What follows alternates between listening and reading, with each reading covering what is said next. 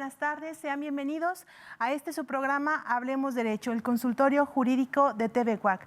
Yo soy la licenciada Laura Méndez y el día de hoy hemos preparado para ustedes un importante tema para desarrollar relacionado con la función notarial. El notario público es un profesional del derecho investido de fe pública por parte del Estado para dar certeza y legalidad a los actos jurídicos en los cuales interviene. La función notarial se desarrolla desde diferentes aspectos. Por ejemplo, interviene en contratos de compraventa, en constitución de hipotecas, en constitución de sociedades y asociaciones, también en el otorgamiento de poderes notariales, en testamentos, etcétera. Pero, ¿qué sucede cuando no llevamos a cabo los actos jurídicos ante la fe del notario en términos de ley? ¿Qué sucede? Esto y muchas otras respuestas va a obtener durante este programa. No le cambie, acompáñenos. Estamos por iniciar. Perspectiva.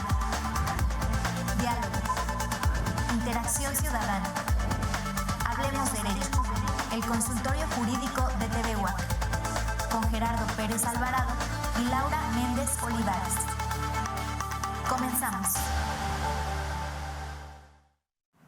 Bueno, pues muchas gracias por acompañarnos como cada jueves en una emisión más de este programa Hablemos Derecho, el consultorio jurídico de TV UAC. Permítanme recordarles que la transmisión de este programa es completamente en vivo. Estamos aquí desde el Cerro de las Campanas, en el corazón de la ciudad de Querétaro, y pues usted puede ponerse por ahí en contacto a través de las plataformas de TV UAC. Es tv.uac.mx o también nos puede sintonizar en televisión abierta. Es el canal 24.1, es el canal 124 del sistema Megacable, el canal 14 de Easy, el 24 de Axtel, entre otros sistemas de televisión por paga. Igualmente lo invitamos a que nos siga a través de nuestras redes sociales.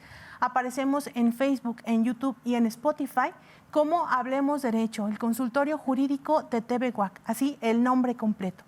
Y por estos medios usted puede hacernos llegar sus dudas, sus comentarios, sus mensajes ahí en el chat en vivo o también a través de mensajes personales. Con muchísimo gusto, este consultorio jurídico de TV UAC permanentemente está abierto para ustedes, para atender sus dudas, como lo es precisamente el día de hoy, que nos damos a la tarea de buscar expertos conocedores en cada área del derecho para disipar esas dudas recurrentes con la intención de brindar a la ciudadanía y a la comunidad estudiantil pues una mejor información en temas legales. Asimismo, podemos ponerlo en contacto con nuestros invitados o canalizarlo con algunas autoridades que puedan ayudarle a resolver su problemática legal. Les comento que el día de hoy me acompaña en esta mesa de trabajo una estimada compañera, colega, la maestra María Graciela Servín Sánchez. Y antes de que la pongan aquí en el cuadro en la televisión, permítanme comentarles quién es ella. Ella es licenciada en Derecho, graduada por supuesto de esta máxima casa de estudios. También es especialista en Derecho Notarial, igualmente por la UAC. Es maestra en materia fiscal por parte de la UNICEBA. Tiene diplomado en Derecho Registral, igualmente por esta máxima casa de estudios. Dentro de su desarrollo profesional, la maestra Graciela Servín se ha desempeñado como oficial administrativo en el Archivo General de Notarías. Asimismo, fue jefa de área del registro inmobiliario en el Registro Público de la Propiedad y del Comercio. Fue abogada notarial en la Notaría Pública número 24, también asesora jurídica de GSS Inmobiliaria SADCB, coordinadora jurídica en la Notaría Pública número 2 en San Juan del Río, aquí en el estado de Querétaro, y actualmente se desempeña como auxiliar directa en la Notaría Pública número 62 de esta ciudad capital. De manera interna se dedica a revisar proyectos, brindar asesoría al personal que labora en esta notaría, y de manera externa se dedica a asesorar clientes, atender firmas, siendo entonces en general todas las actividades que se desarrollan en la notaría, así como dictámenes jurídicos del expediente, captura de datos en sistema, cálculo de gastos, impuestos y derechos, entre otras muchas cosas. Asimismo, es secretaria general del Consejo Directivo de la Barra Queretana de Abogadas, y es docente en instituciones educativas públicas y privadas desde los últimos 5 años. Estas, entre muchas otras actividades, son en las que se ha destacado la maestra Graciela, a quien le agradecemos muchísimo que hoy esté aquí con nosotros y que haya aceptado la invitación. Maestra, buenas tardes, bienvenida, ¿cómo estás? Buenas tardes, licenciada Laurita. Muchísimas gracias. La verdad es que estoy muy contenta. Pero antes de empezar esta plática, pues quiero agradecerte la invitación. Es un honor. Una maravillosa oportunidad para mí de poder transmitir un poquito pues, de los conocimientos que he adquirido a lo largo de todos estos años en mi vida profesional y principalmente en la actividad notarial, que es en donde me he desempeñado prácticamente toda mi vida profesional. Muchísimas gracias. No, hombre, gracias a ti. Pues efectivamente, nosotras como abogadas, en el ejercicio de nuestra profesión, pues nos hemos topado con muchas cuestiones de naturaleza legal que su origen, el origen del conflicto, es un mal desarrollo de actos jurídicos. A veces Correcto. por desconocimiento, a veces por ignorancia, a veces por no asesorarnos antes de. Y lo cierto es que como abogados, yo en la cuestión del litigio, tú en el aspecto notarial, pues sí nos hemos dado cuenta que si previniéramos este tipo de situaciones, pues eventualmente no tendríamos esas cuestiones, esos conflictos que en ocasiones a las personas les llega a costar mucho tiempo, dinero y esfuerzo, ¿no? Ahí de enfrentar un proceso legal que a lo mejor pudo haber sido innecesario. Entonces, la intención precisamente de que tú nos acompañes y de que nos compartas ese conocimiento que la experiencia te ha dado es justamente tratar de que las personas eviten cometer esos errores que a nosotros nos ha tocado ver. Y entonces me gustaría empezar esta plática, maestra, que nos platiques cuántas notarías hay en Querétaro en términos generales, qué hace una notaría, qué se requiere para tener una notaría, etcétera. Coméntanos. Con todo gusto. Fíjate que antes de yo decirte cuántas notarías públicas existen en el estado o en esta demarcación notarial, me gustaría un poquito hacer hincapié de lo que es el notario, que bien es cierto, ya mencionaste su definición, pero creo que la principal función que realiza es precisamente el de brindar certeza y seguridad jurídica de todos los actos que ante él o ante su fe ocurren. Entonces, hay muchísimos errores que cometemos los particulares o que se cometen precisamente por no acercarse a la figura de un notario público. Existen 6 demarcaciones notariales en el estado. La demarcación principal está precisamente en Querétaro, que abarca lo que es Querétaro, Corregidora y El Marqués. La siguiente principal es San Juan del Río, que abarca San Juan del Río, Tequisquiapan y Pedro Escobedo. Entonces, tan solo en la demarcación notarial de Querétaro son 76 notarías. Ustedes me van a decir 76, ¿por qué tantas? ¿Sí? Anteriormente eran 2 notarios por cada notaría pública, ¿sí? A partir de una reforma de ley, en el 2018 se nombran ya notarios titulares a ambos notarios, porque existían 2 notarios, repito, por notaría pública. Era uno el notario titular y el otro el notario adscrito. Entonces, después de que ocurre que los 2 son nombrados notarios titulares, se realiza otra reforma en donde a cada notario se le otorga su notaría pública. Es por eso que a partir del año pasado, del 2022, podemos decir que cada notario tiene su propia notaría pública con su propio domicilio, y entonces en Querétaro estamos hablando de que son 76 notarios. En la demarcación de San Juan del Río son 22 notarios públicos. Ok, muy bien. Y como nos comentas que hay jurisdicciones en cada, digamos, en cada estado, se regula la función del notario dependiendo, digamos, de forma local. Los actos jurídicos o las escrituras o los instrumentos notariales, por ejemplo, que se obtienen con un notario de la jurisdicción de San Juan del Río, tienen valor en el mundo legal en cualquier entidad federativa y en el exterior, en el extranjero, o cómo se maneja. Por ejemplo, si es un poder, ¿en qué demarcación territorial tiene efectos ese poder, tanto nacionales como internacionales? Ok, todos los actos jurídicos que pasan ante la fe de un notario, sí, están hechos conforme a las leyes mexicanas. Estamos hablando de la República Mexicana, ¿no? Entonces, el poder que se ha otorgado en Chihuahua, vamos a decirlo así, puede ser usado en toda la República Mexicana, a menos que éste tenga cierta limitación. ¿Sí? Pero como está hecho, repito, conforme a las leyes mexicanas, y el notario, a pesar de que él tiene una circunscripción, una demarcación notarial donde él trabaja, ¿sí? Este poder o este contrato, cual sea que sea, ¿sí? Puede ser ejercido, tiene validez en toda la República Mexicana. En el exterior, no. Voy a poner un ejemplo. Los connacionales que están viviendo en el extranjero frecuentemente nos traen cartas poderes que firman ante notarios públicos, así le denominan también, pero son cartas escritas en una hoja normalita. Para nosotros no tiene ninguna validez porque no está realizada conforme a las leyes mexicanas.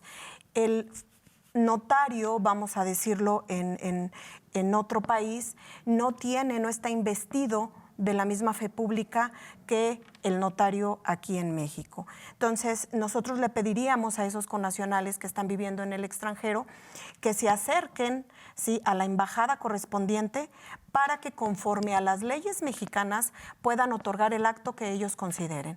La mayoría de las veces son poderes que otorgan a algún familiar para actos de dominio, precisamente para que los ayuden a resolver alguna situación jurídica que recaiga sobre algún inmueble que se encuentre dentro del territorio nacional.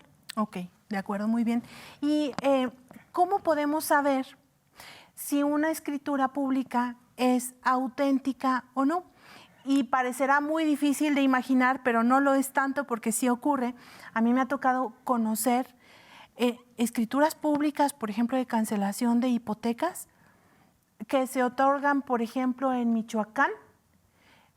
La persona que cancela la hipoteca la cancela en Michoacán con un poder notarial de una institución bancaria que le otorgan en Chihuahua. Ajá. Y lo inscriben aquí porque el inmueble está aquí en Querétaro. Entonces, es difícil en ocasiones, pues, porque aparentemente el documento parecería auténtico, pero no siempre lo es. Y en este caso, ¿el registro público tiene algún protocolo que seguir para verificar la autenticidad de una escritura pública o cómo podemos saber eso? Mira, qué bueno que utilizaste la palabra protocolo. El protocolo del notario son varios instrumentos que tiene o herramientas que tiene el propio notario para poder ejercer su función notarial. Y esta función notarial, a través de esas herramientas, le otorga una facultad autenticadora, ¿sí?, para poder decir que ese documento es auténtico y válido, porque sabemos que el notario tiene una facultad que es el que le otorga el Estado, que es precisamente la fe pública. Sin embargo, pues la fe pública no basta para ello. Entonces, tiene que hacer uso de varios elementos. ¿Cuáles son esos elementos? Una es su sello de autorizar. Todos los notarios tienen un sello que tiene que reunir las características específicas que marque la ley en cada entidad federativa. Ese es uno, ¿sí?, donde viene el número de notaría, el nombre del notario, el número de notaría. Otra, el notario utiliza un papel especial para poder hacer la impresión de sus escrituras públicas o las actas según corresponda. Entonces, este papel especial es autorizado previamente por el Archivo General de Notarías y el notario en cada una de esas hojas que nosotros le llamamos folios, así lo marca la ley del notariado, ahí es donde estampamos nuestras escrituras públicas y se va armando ese protocolo que va conformado en tomos de 50 escrituras cada uno. Entonces, esas escrituras son las originales, donde firma el cliente y se quedan para resguardo del notario público. Lo que nosotros hacemos es expedirle al solicitante del servicio un primer testimonio, segundo testimonio, que la mayoría de las personas conocen como su escritura original, pero en realidad existe un acervo original dentro del archivo de la notaría. Entonces, la primera manera de verificar si es auténtico o no, pues es consultando a esta notaría para ver si con ese número de escritura pasó, ¿sí?, ante su fe el acto jurídico que corresponda. Entonces ya hacemos la verificación de la escritura. Ahora bien, registro público de la propiedad. Cuando llegan los documentos para su inscripción, tiene ya un claro conocimiento de cuál es el sello de cada notario, qué tipo de papel utilizan en sus testimonios y ellos cuando hacen la inscripción, pues obviamente previo a realizar la inscripción tienen que verificar en el asiento registral que efectivamente corresponde el propietario, que corresponde el inmueble, que se describan las medidas y colindancias correctas. Es decir, hay que verificar que las partes que intervienen efectivamente estén capacitadas y facultadas dentro del acervo registral, porque si no, pues no se podría inscribir. Entonces ya Registro Público emite una hoja donde se inscribe. Lamentablemente hemos sufrido mucho de falsificación de documentos. ¿Sí?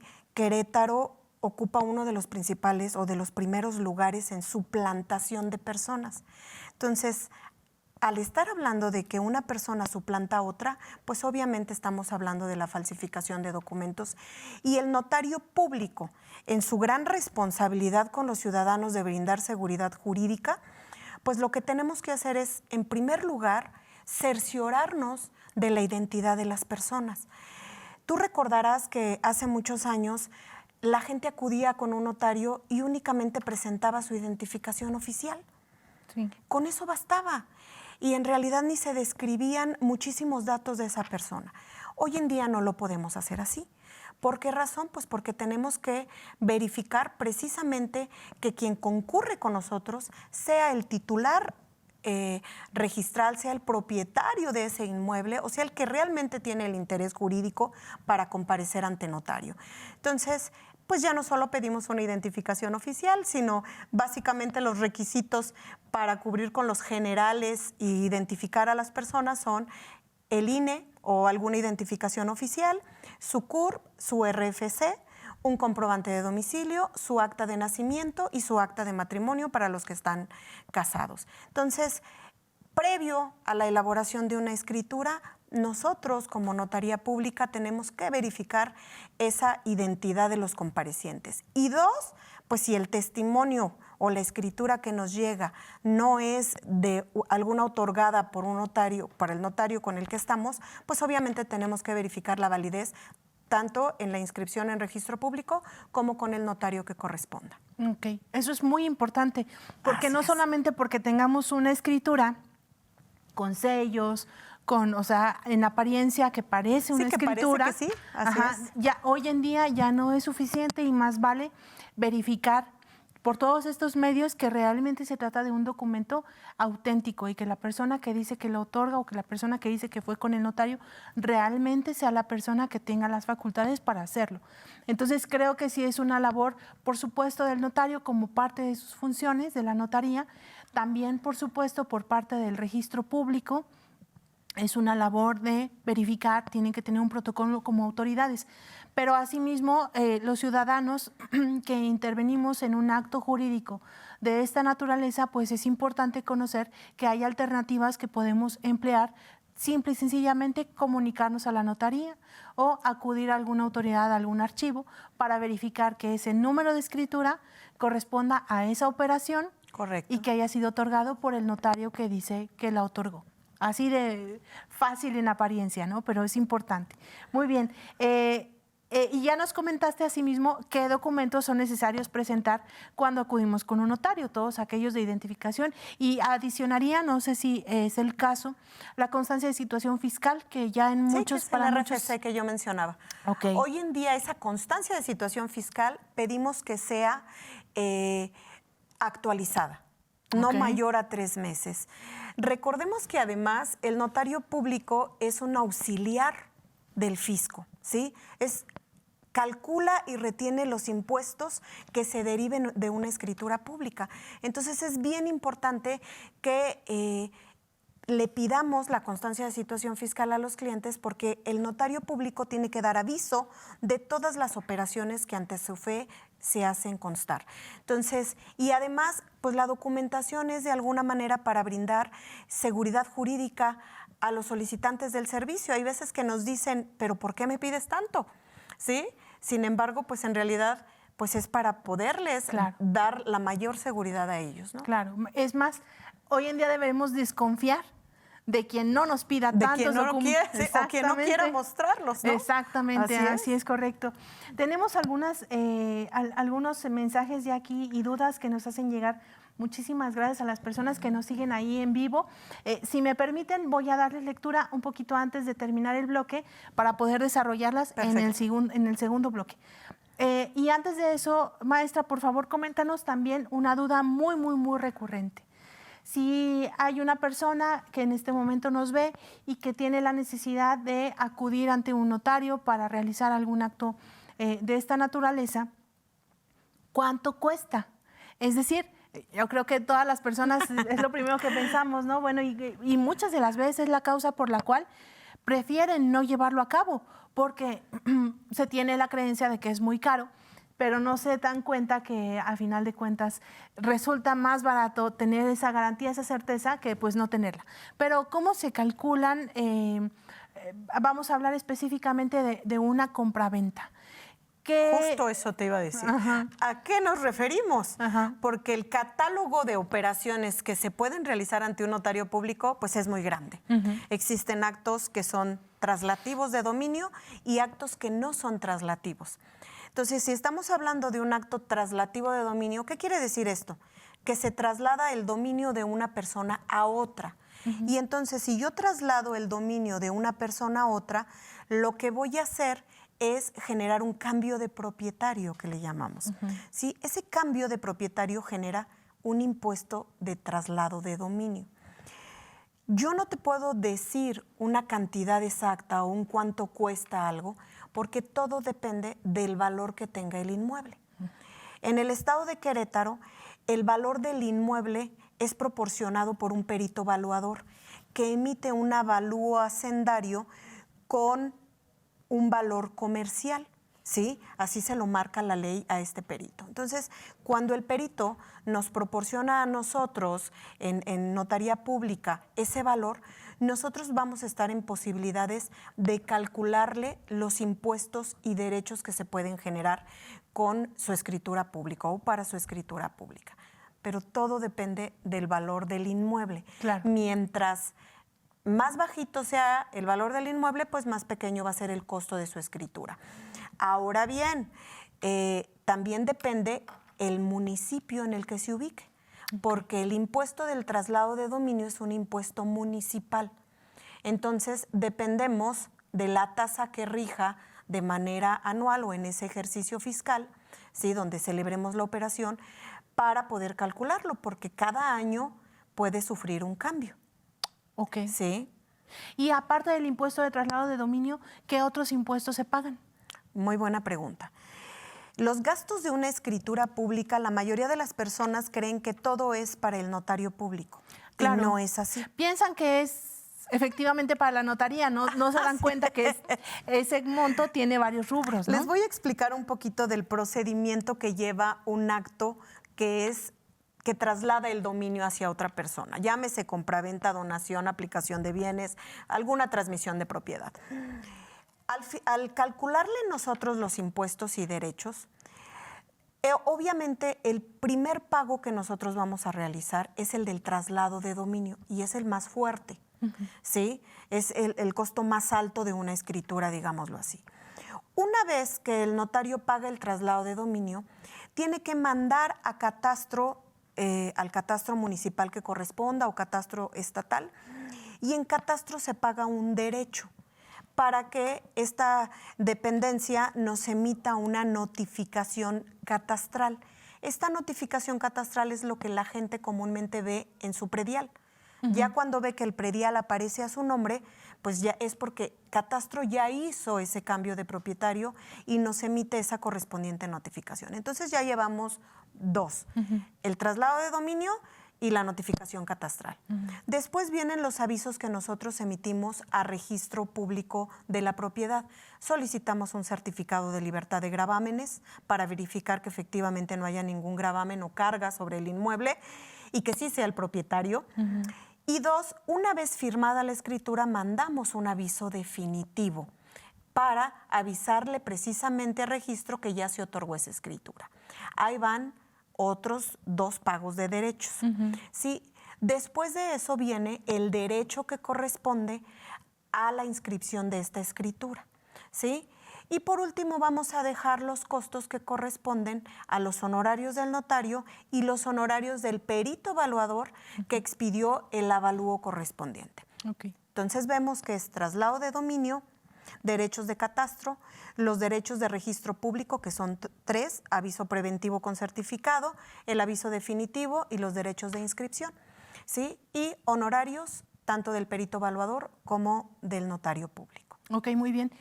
Bueno, son muchos pagos los que se tienen que cubrir y estos se calculan con base en una tasa específicamente que la ley establece. Correcto. Y que se rigen a razón del valor de la propiedad. Así es. Entonces, definitivamente no podemos saber cuánto cuesta una escritura. Lo que sí pueden hacer las personas es consultarlo.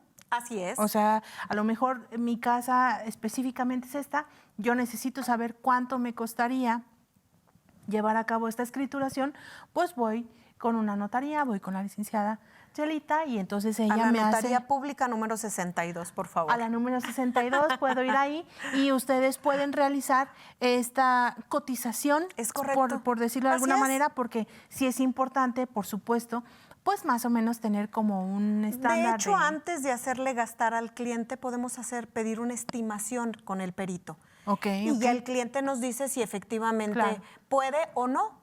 Sí, claro. Pero lo podemos hacer así. Y estos impuestos y derechos son exactamente los mismos en cualquier notaría. Así Lo es. que pudiera variar en un momento dado son los honorarios de los profesionistas. Únicamente, así es. Pero la variación podría ser...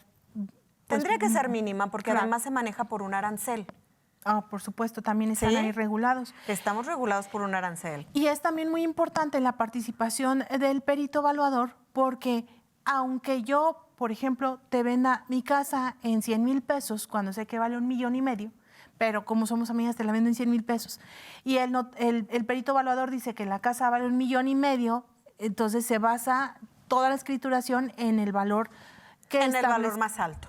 Exactamente. Entonces, sí, realmente es muy importante el tema del perito evaluador. Es correcto. Porque a final de cuentas es el que nos va a ayudar ahí a conocer en cuánto está realmente el valor de la propiedad. Si me permites, voy a dar lectura y agradecer, por supuesto, a las personas que se comunican con nosotros. Claro que sí. Para, después del corte, poder ir respondiendo estas preguntas. Pamela García nos comenta, buenas tardes, mi duda es ¿qué institución regula la actividad notarial? Miriam Escorcia, ¿cómo se representa la actividad notarial? ¿Y puede un notario intervenir en asuntos de naturaleza mercantil? ¿Ok? Preguntas interesantes. Un saludo, por supuesto, a la licenciada Janet Martínez. Muchas gracias por estar aquí al pendiente. Y ella pregunta, ¿qué efectos jurídicos surte un poder que se omitió registrar en el Registro Nacional de Poderes? Bien, muy bien, ahorita lo platicamos. Mafe Mayorga, buenas tardes. Yo tengo una propiedad escriturada a mi nombre, pero soy menor de edad. ¿Puedo venderla o necesito cumplir la mayoría de edad para hacerlo? Bien, ahí creo que hay muchas creencias en torno a los propietarios menores de edad. Ahorita lo respondemos, Mafer, muchas gracias. También Augusto Brun Hassom, saludos a la licenciada Graciela, de los mejores abogados de Querétaro, por supuesto, muchas gracias. Y también un saludo por ahí a Jaime Yescas Labardini, un querido amigo y colaborador de este programa. Muchas gracias por estarnos viendo. Bueno, maestra, igualmente, bueno, antes de ahorita de regresar al corte, si me permites, me gustaría recordarle a las personas que estamos aquí al pendiente en el chat, si tienen alguna duda, si tienen alguna pregunta, ahorita al final del programa, la licenciada Graciela nos va a hacer favor de dejarnos su contacto, que es muy importante tener por ahí un contacto en una notaría, precisamente para tener este tipo de orientación que siempre hace falta. Después del corte lo platicamos. Ahora volvemos. Regresamos.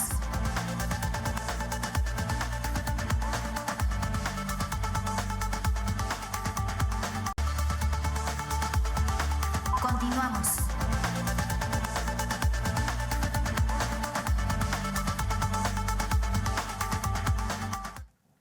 Bueno, pues continuamos aquí con esta charla muy enriquecedora relacionada con las funciones notariales.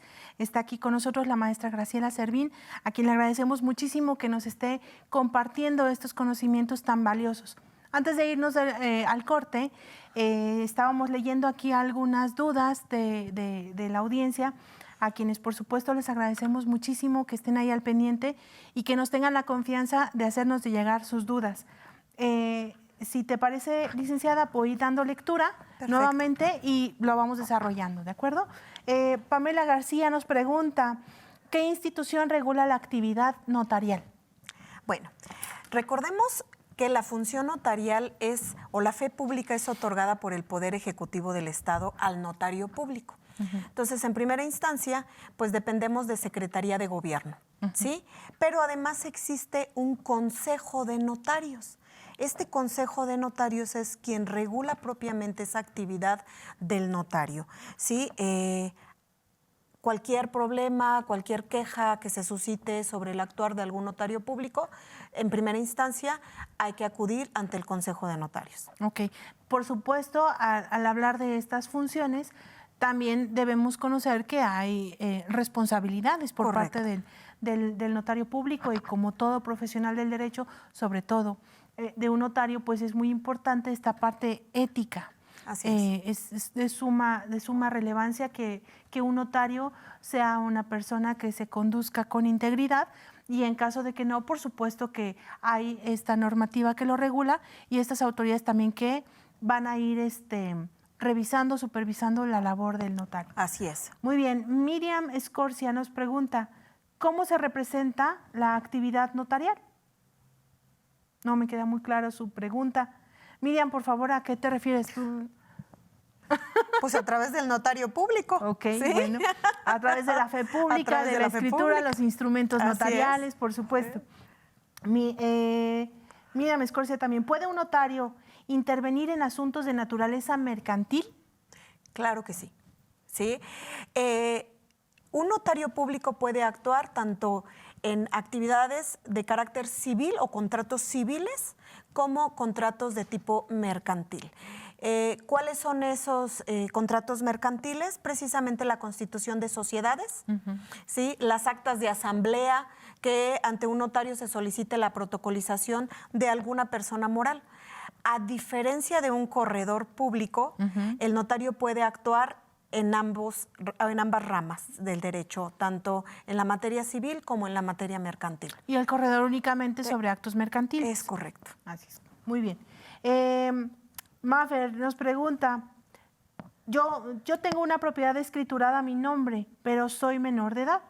¿Puedo venderla? ¿Necesito cumplir la mayoría de edad para hacerlo? Ok, aquí hay que irnos también a la necesidad que se tenga de vender. El menor de edad es propietario, entonces efectivamente puede vender su propiedad, pero tiene que reunirse ciertos requisitos. Para que un menor de edad pueda enajenar ese inmueble, tiene que acudir ante un juez y solicitar la autorización. ¿Cómo lo va a hacer? Porque es menor de edad, pues a través de quien ejerza la patria potestad.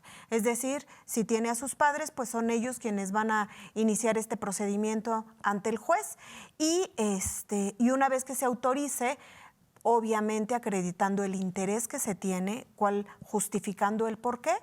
El juez emitirá una resolución en el cual autorice la venta de ese inmueble, se presenta esta resolución ante el notario público correspondiente y se puede llevar a cabo esa enajenación.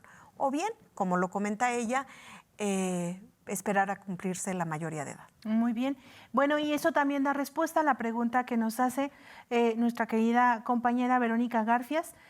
Nos dice qué documentos se necesitan para que un menor de edad adquiera un inmueble. Bueno, en el caso de Maffer, ella nos preguntaba qué se necesita para vender, exacto. Y aquí la licenciada Verónica nos pregunta qué requisitos se necesitan para que un menor de edad adquiera un inmueble, ya sea por compraventa o por donación, y cómo debe de ser representado. Y si me permites, aquí hago un paréntesis. Hay muchas personas que, por ejemplo, los abuelos tienen el deseo de donarle al hijo, a lo mejor al hijo de su hija más joven, no sé, cualquiera que sea su motivación. Y usualmente lo donan y lo escrituran a nombre del hijo, pero es para el nieto. A mí me ha tocado conocer algunos asuntos así, son creencias a lo mejor, porque se considera que como es menor de edad, entonces pues no puede tener la propiedad del inmueble. Y eso creo que es más bien un mito. Acláranos. Correcto. Un menor de edad puede adquirir una propiedad, siempre y cuando lo haga representado por quienes ejercen la patria potestad, que en la mayoría de los casos son los padres. ¿Qué requisitos se necesita? Básicamente para cualquier acto jurídico, la identificación. En este caso, un menor, pues no tendrá una identificación oficial, pero sí tendrá un acta de nacimiento, su CURP, y de quienes lo representan, pues se tienen que presentar todos los documentos que ya hablamos, ¿no? INE, CURP, RFC o constancia de situación fiscal, comprobante de domicilio, acta de nacimiento, acta de matrimonio. Quien va a transmitirle la propiedad, ya sea por donación o por cualquier otro acto jurídico, tendrá que acreditar la propiedad, exhibiendo la correspondiente escritura pública. Recordemos que aquí tenemos que atender a la situación de la capacidad jurídica, ¿sí? Un menor no tiene capacidad jurídica, sin embargo, sus padres sí. Entonces, ellos pueden actuar en representación del menor, únicamente ellos van a firmar ese acto jurídico y la propiedad quedaría a nombre del menor, ¿sí? Hay que atender un poquito también al por qué queremos transmitir y a quién. Si en realidad quiero que la propiedad jurídica sea para mi nieto, pues se la puedo transmitir de manera directa. Porque si yo se la transmito primero a mi hijo o a mi hija, lo único que estoy generando es un costo extra. Así es. ¿Sí? Porque al final del día, cuando vayamos a transmitirle la propiedad en realidad a mi nieto, pues va a tener otro traslado de dominio. Un doble pago, una doble escrituración. Una doble escrituración. ¿Sí? Entonces, ¿podemos hacerlo de manera directa? Claro. ¿Sí? Por supuesto. Entonces, no hay ninguna limitante. Y esta representación de la que nos hablas, del menor de edad, termina con la mayoría de edad. Es correcto. Al momento en que el menor de edad cumple la mayoría de edad, automáticamente adquiere plena capacidad de ejercicio. Así es. Entonces ya no va a necesitar ni de la autorización del juez, ni de la autorización de sus padres. Claro. ¿Sí? Y la escritura es una desde un principio. Así es. Entonces, lo más recomendable. Y eso me lleva a otra pregunta que nos hace llegar también aquí César RM. Nos pregunta, ¿cuál es la forma de transmisión de una propiedad entre familiares más conveniente en lo económico? Ok. La forma de transmisión de propiedad, si va a ser a título gratuito, o sea, yo le voy a transmitir sin ningún costo, es decir, no le voy a vender. Le voy a regalar. Le voy a regalar. La forma correcta es a través de una donación a título gratuito. ¿Qué ventajas tiene esta donación a título gratuito? Que esta se puede realizar entre ascendientes y descendientes en línea recta, es decir, ascendientes papá, mamá, descendientes hacia los hijos. Cuando yo lo hago hacia los lados, es decir, entre hermanos u otros familiares, hay una desventaja. ¿Qué sucede? El impuesto sobre la renta, ¿sí?, se genera cuando alguien adquiere una ganancia sobre la adquisición de ese bien inmueble. Entonces, este impuesto sobre la renta no se genera cuando la donación se hace en línea ascendiente o descendiente, ¿sí? Está exento, no hay ningún pago. ¿Por qué razón? Porque el que transmite la propiedad precisamente no obtiene ninguna ganancia, ¿sí? Está donando, regalando el inmueble. Y entonces, al no obtener ninguna ganancia, pues este impuesto se encuentra exento. Sin embargo, cuando hablamos de que yo le voy a transmitir, a donar a título gratuito a uno de mis hermanos, quizás yo, donante, no esté obteniendo ninguna ganancia, ¿verdad? Pero mi hermano, que es a quien le estoy transmitiendo la propiedad, sí obtiene una ganancia. Claro. ¿Por qué razón? Porque de tener 0 pesos, quizás está adquiriendo una propiedad, vamos a decirle, de 1 millón de pesos, ¿sí? Y entonces la ley del impuesto sobre la renta nos dice que se genera un impuesto sobre la renta por adquisición. Este impuesto por adquisición, ojo, es del 20% sobre la ganancia directa. O sea, sobre el valor total del inmueble. Si yo tenía 0 pesos y adquiero 1 millón, claro, el 20% de ese millón. En ese caso, a lo mejor convendría, si es en línea colateral, entonces conviene mejor hacer una compraventa. Correcto. Para que a final de cuentas, sí estoy ganando, pero no tanto. Ahora bien, hay que buscar la manera correcta de que nosotros podamos asesorar a nuestros clientes, al solicitante del servicio, porque el caso en específico requiere a lo mejor una atención especial. Ahorita estamos hablando en términos generales, ¿sí? Hay que cuidar mucho. Si yo digo, te voy a vender, bueno, pero hay que acreditar cómo me pagaste. Porque hoy la ley nos exige que el notario asiente en su instrumento público la forma en que el comprador pagó al vendedor. Entonces, ojo con la simulación de actos jurídicos. Por eso, repito, tenemos que atender al caso en específico para poder asesorar de una manera correcta a nuestros clientes y hacer lo que más les convenga. Claro. ¿Sí? Porque muchas veces nos dicen, pues vamos a simular que yo le vendí, que él me compró, y en realidad no fue así. Ojo, toda la transmisión de propiedad, es decir, cuando yo vendo una propiedad, se genera un impuesto sobre la renta por enajenación. Repito, este impuesto se genera por la ganancia que obtengo. Entonces, en una compraventa, de entrada, se genera un impuesto sobre la renta para el vendedor por la ganancia que haya obtenido. ¿Cómo sé qué ganancia obtuvo un vendedor al vender? Tengo que hacer un cálculo sobre que va basado entre el valor en que se adquirió, la fecha en que adquirió la propiedad y el valor en que está vendiendo actualmente. Entonces, la diferencia que existe entre uno y otro se determina como ganancia, ¿sí? Hablo en términos generales porque hay que ver los deméritos que pueda tener por el transcurso del tiempo, etcétera. Pero esa ganancia que obtiene genera un impuesto sobre la renta. Ahora bien... Perdóname, sobre una tasa menor del 20%. Sobre una tasa menor del 20%. Ahora, el vendedor tiene la posibilidad de exentar este impuesto, ¿sí?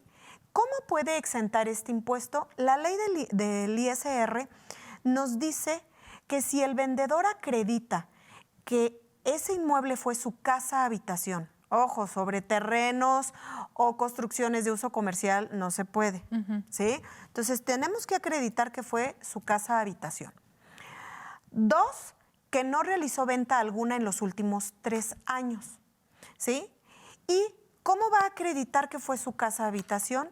El reglamento de la ley del impuesto sobre la renta nos indica que lo puede hacer a través de varios documentos, es decir, que su identificación oficial tenga el domicilio del inmueble que está enajenando, que acredite la habitabilidad del inmueble con los últimos 3 recibos de luz, ¿sí? Que estén a su nombre, con telefonía fija, con los recibos de telefonía fija o con recibos de con estados de cuenta bancarios a su nombre. Con esa forma acreditamos la habitabilidad. Repito, que no haya realizado venta alguna en los últimos 3 años. Si reúne estos requisitos, el vendedor puede exentar ese impuesto sobre la renta, ¿sí? Que, ojo, es el único gasto que tendría que pagar el vendedor.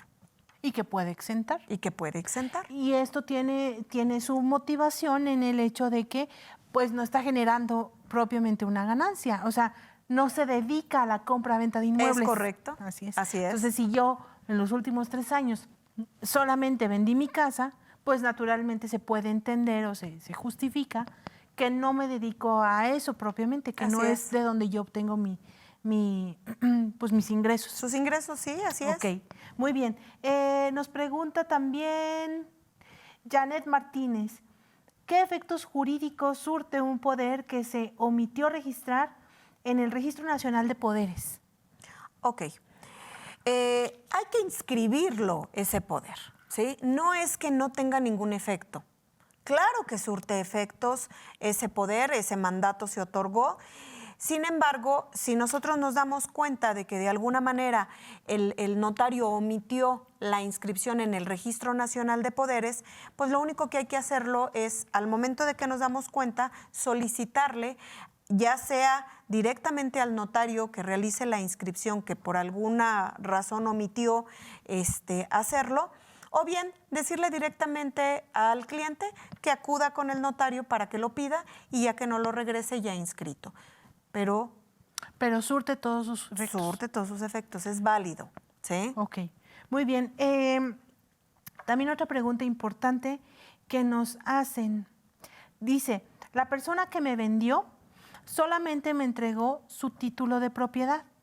¿Eso es suficiente para proteger mi compra? Y aquí me gustaría acotar, hay muchas personas que piensan que porque yo te doy mis escrituras físicamente, mi escritura, toma, te doy mi escritura, ya por eso ya la vendí, ya no tengo yo las escrituras, las tiene ella, entonces ya es de ella. O en este caso, pues el título de propiedad. En esa situación, ¿la compra se puede entender que está protegida? Pues es que yo más bien diría, por cómo está planteado, no ha habido compra.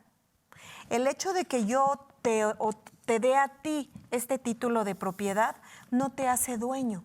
Ok. ¿Sí? Entonces, más bien, aquí no ha habido una transmisión de propiedad como tal o un contrato de compraventa. Entonces, cuidado, el que me den las escrituras públicas originales a alguien no me hace dueño. Claro. ¿Sí? Y tampoco, ojalá y no lo hagan, no den un pago, ¿sí?, para adquirir un inmueble simplemente dando esa escritura pública. No es un vehículo, no es una factura. Entonces, lo que tenemos que hacer es precisamente acudir ante el notario público, llevar ese título de propiedad y comparecer ambas partes, ¿sí?, para que el notario público pueda redactar la escritura correspondiente de compraventa, verificar la identidad de las personas y todos los requisitos que ya hablamos anteriormente. Pero mientras ella, esta chica que nos está haciendo la pregunta, no haya firmado una escritura pública ante un notario, no podemos decir que ella ya adquirió la propiedad. Okay. ¿Sí? Además de que aquí también, si nos habla de un título de propiedad, no, está hablando de que no es, de que es una propiedad ejidal. Correcto. Y entonces todos los requerimientos, todo el procedimiento que tiene que seguir para esta compraventa, pues es diferente. Y ojo, por ahí, si no se siguen estos requisitos, si no se cumplen con las formalidades de ley en compraventas de bienes de propiedad ejidal, tiene como consecuencia la nulidad del acto jurídico. Hay que acudir directamente ante el notario correspondiente para que pueda ser asesorado correctamente, porque efectivamente estamos hablando, por un lado, de propiedad privada y por el otro lado de propiedad ejidal. Nos rigen dos ordenamientos distintos. ¿sí? Entonces, cada uno tiene sus especificaciones, sus procedimientos especiales, y entonces no hay como que acudir ante el notario público, que es el especialista, Claro. para que le pueda decir cuál es el procedimiento en el caso de un título de propiedad. Efectivamente, si no se siguen los lineamientos correspondientes, podemos caer en una nulidad del acto jurídico. Sí. Entonces, es bien importante en materia agraria, en materia ejidal, tener mucho cuidado. Sí. Acérquense a los especialistas, no hay de otra. Así es correcto. Bueno, y en todo lo que estamos platicando es muy importante, Así es. pues del caso en concreto, pues acudir a asesorarse. Digamos que la información que ahorita estamos compartiendo es en términos generales, pero siempre es importante pues acercarse a un experto.